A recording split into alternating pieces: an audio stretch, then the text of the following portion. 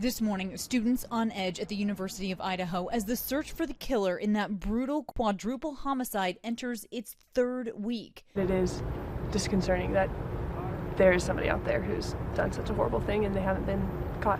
The school posting this notice on social media Monday, writing increased security will be on site for the remainder of the semester. Steve Goncalves, the father of one of the victims, 21-year-old Kaylee, now shedding new light on what happened that night in his first sit-down interview.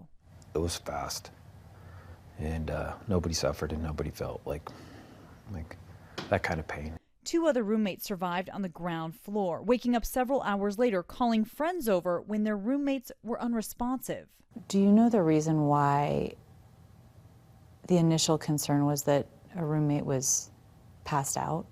I know the girls reached out via texting and calling, so I can only assume that by the phones being ignored, knowing how my daughter is not going to ignore calls and texting. Officials maintain the murders happened between 3 and 4 a.m. and that the first 911 call was made around noon.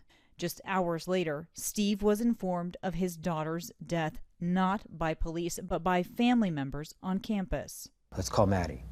And then you realize Maddie's gone too.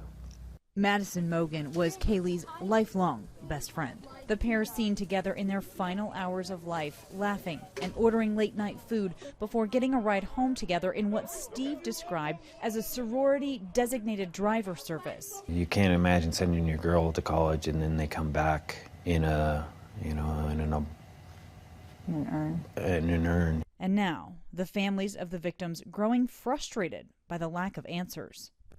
I haven't earned the ability to grieve the way that I want to grieve. I want to be able to have justice first. Now, Steve does say that he plans to speak at the candlelight vigil on Wednesday. He says he doesn't want the city of Moscow to fall apart over this. And in a show of solidarity, that vigil will be held in various locations across the entire state. Kana Whitworth, ABC News, Coeur d'Alene, Idaho.